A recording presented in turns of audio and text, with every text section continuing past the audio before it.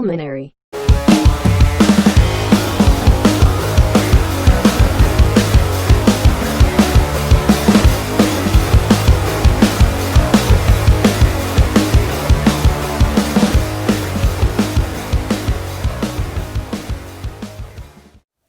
Hey everybody, Dr. Tuck here with Tuck Pulmonary. I want to talk to you for a few minutes about lung cancer screening. Now, screening tests have been part of medicine for a long time, including screening for cancer.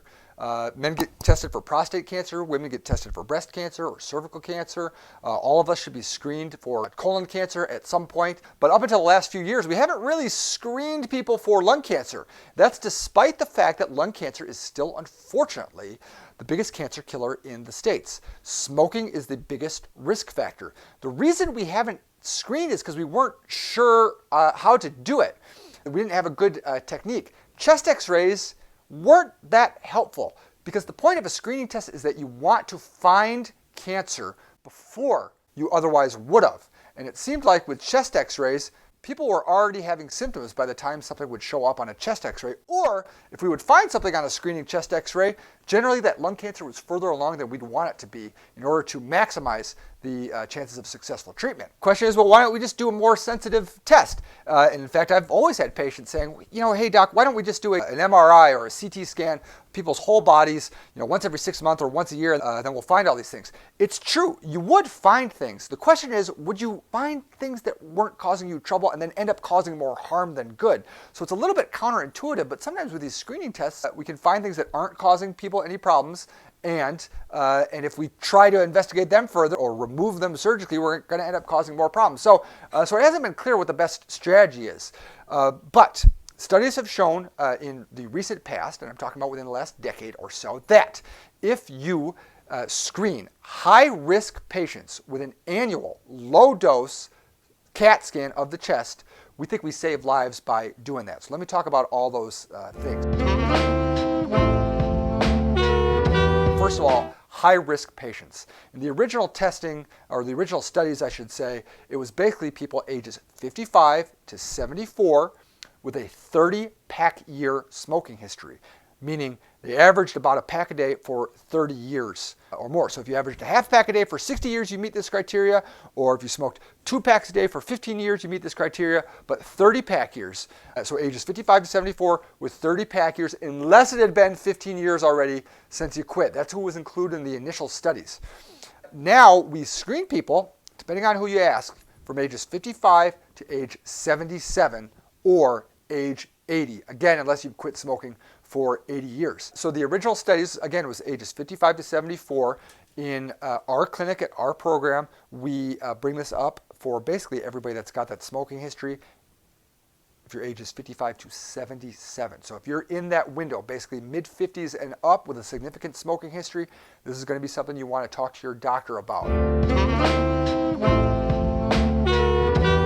The downside of getting these CAT scans: number one, you're getting a little bit of radiation that you wouldn't otherwise get. That's why it's a low-dose CAT scan. It's about a third of the radiation dose of a normal CT scan.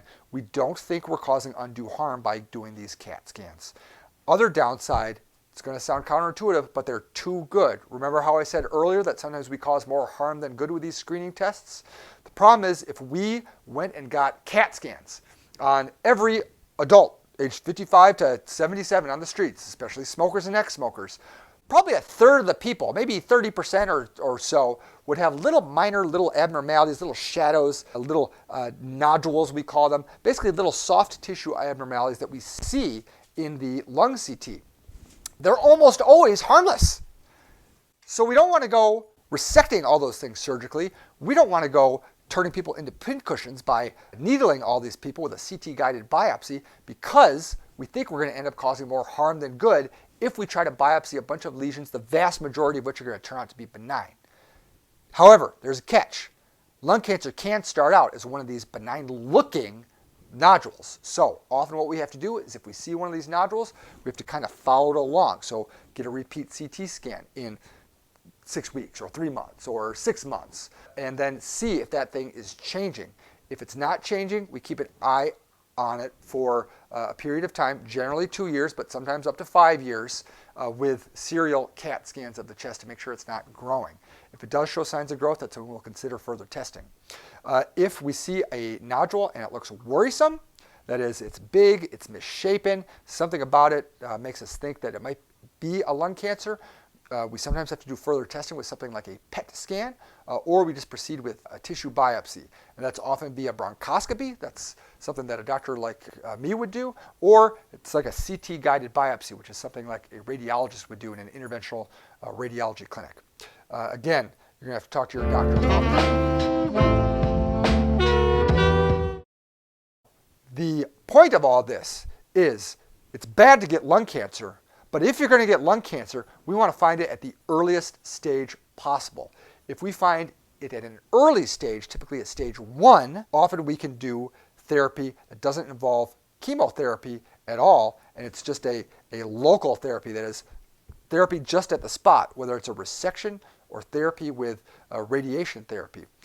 If it's more advanced and we can't resect it, or we can't treat it by just zapping the one spot with some radiation, that's when we have to start doing chemotherapy.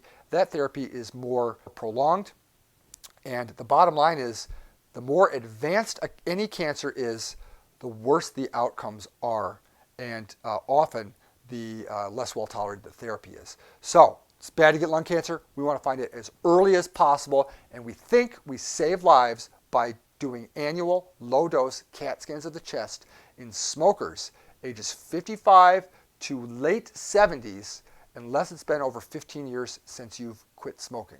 So talk to your doctor about this. Please leave a comment, and feel free to ask questions in the comments.